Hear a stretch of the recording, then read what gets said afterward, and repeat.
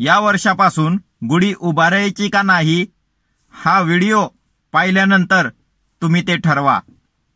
गुढीपाडवा या सणाच्या इतिहासात थोडे डोकावून पाहूया। गुढीपाडवा हा सण संभाजी राजांच्या हत्येनंतर दुसऱ्या दिवसापासून सुरू झाला। त्यापूर्वी कधीच गुढ्या उभारल्याचा इतिहासात नोंद नाही।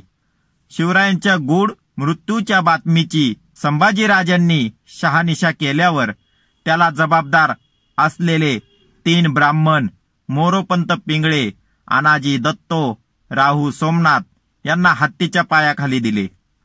भारतात पहिल्यांदाच ब्राह्मणाला दंडित केले गेल्याचा राग मनात धरून ब्राह्मणांनी कटकारस्थान करून संभाजीराजांना औरंगजेबाकडे पकडून दिले। संभाजीराजांचा मृत्यू आदेश औरंगजेबाने जरी दिला असला, पण त्याच्या अंमलबजावणीचे काम ब्राह्मण मंत्र्याकडून झाले।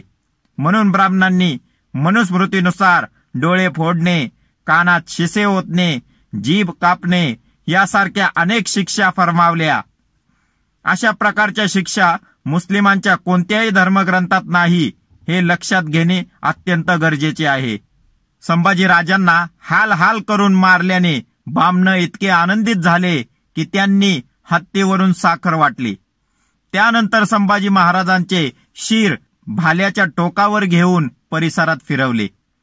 रयतेचं राज्य संपवून यशस्वीपणे पुन्हा ब्राह्मण राज्य स्थापन झाल्याचा तो इशारा होता। हा ब्राह्मणांचा विजय दिवस आहे, म्हणून याबाबत ब्राह्मण जास्त आग्रही असतात, कारण त्या दिवसापासून मराठा बहुजन समाजाला, कुणबी शूद्राला गुलाम बनवले होते। प्रत्येकाने आपल्या दारी गुढी उभारावी। या विजय दिवसाचे प्रतीक म्हणून गुढी उभारली गेली। घट किंवा तांब्या जो नेहमी सरळ ठेवणे शुभ मानले जातो, तो मात्र पाडव्याला उलटा ठेवला जातो। हे संभाजीराजांच्या शिराचे कापलेल्या डोक्याचे प्रतीक आहे।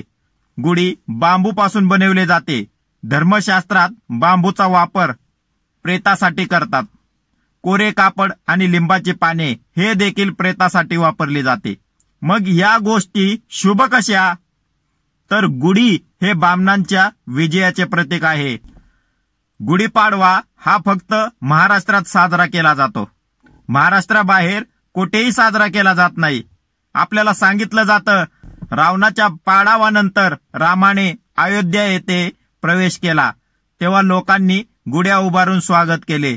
पण उत्तर प्रदेशातील लोकांना गुढी बाबतीत काहीही माहीत नाही। या बाबतीत आपल्या यूपी मधील मित्राकडे खात्री करू शकता। अट एकच, तो ब्राह्मण नसावा। छत्रपती शिवाजी राजे आणि त्यांचे पुत्र संभाजी महाराज आपले पूर्वज आहेत। आपण त्यांना आपले आदर्श मानतो। आपल्या पूर्वजांचा मृत्यू दिवस आनंदाने साजरा करावा, नवीन वर्षाची सुरुवात अशी करावी, असं ज्यांना वाटत असेल त्यांनी खुशाल गुढ्या उभारा आणि ब्राह्मणांनी आयोजित केलेल्या शोभायात्रेत जरूर सहभागी व्हा। ब्राह्मणांना हेच तर पाहिजे।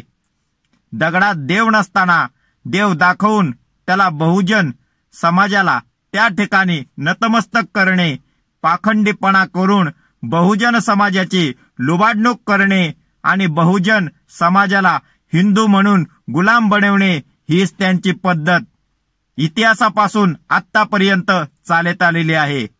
मराठा बहुजन समाज आपण आता अशी परंपरा तोडायलाच हवी।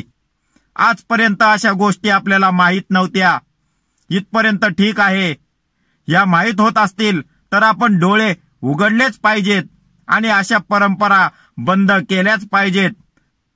हीच खरी छत्रपती संभाजी महाराजांच्यासाठी बलिदान ठरेल।